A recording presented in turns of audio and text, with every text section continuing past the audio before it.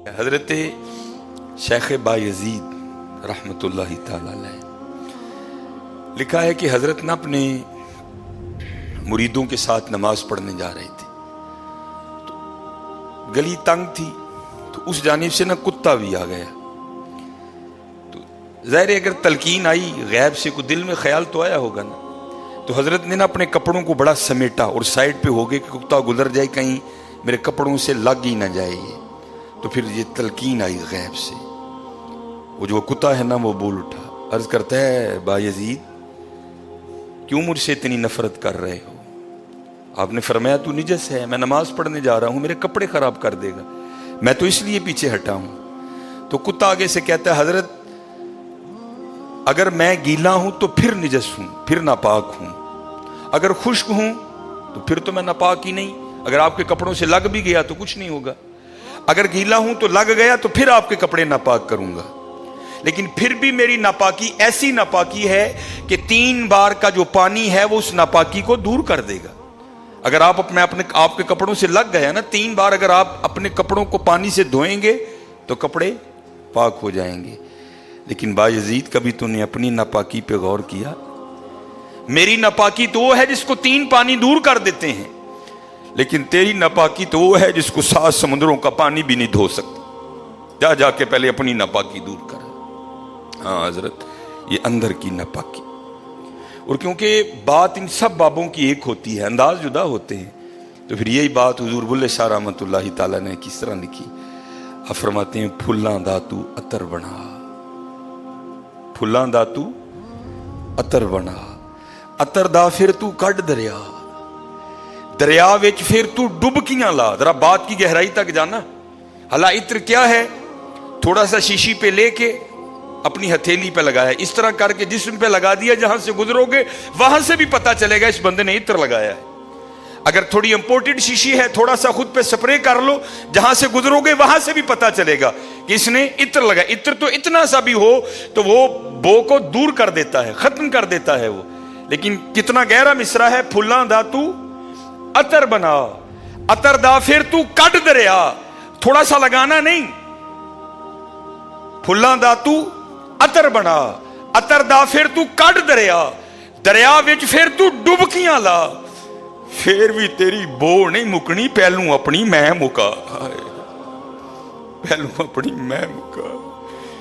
انہوں نے تو بنایا تھا فقیر، چل تو آج تو بس ساڈا فقیر لے، لیکن یہ میں، اس نے پھر موقع ضائع کر دیا۔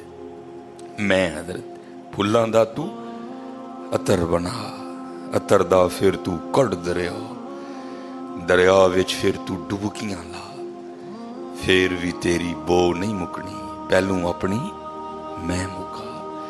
اور جس نے مکا لی حضرت، اس کا کام بن گیا، وہ تو ہے ہی کریم۔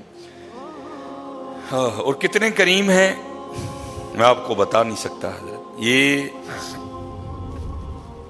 ہفتے کی رات تھی، جو پچھلا ہفتہ گزر گیا ہے نا، جس طرح کل ہفتہ آئے گا، یہ بھٹر میں پروگرام تھا، تو پروگرام پہ گئے، وہاں سے مجھے آتے آتے نا تقریباً 12 بج گئے۔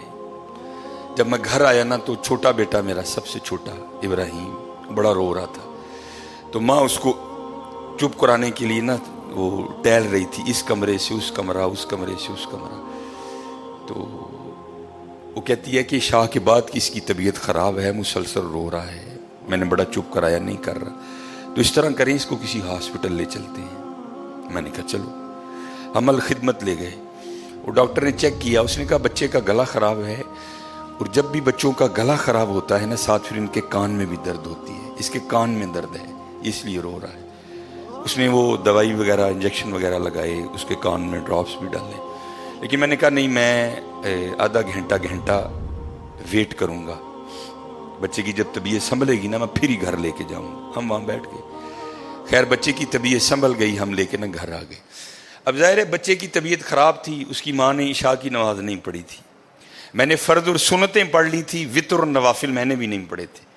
وہ بچہ سو گیا، ہم نے اس کو چارپائی پہ لٹایا، آگے میں نے نماز شروع کر دی، میرے پیچھے میرے بیٹے کی ماں نے نماز شروع کر دی۔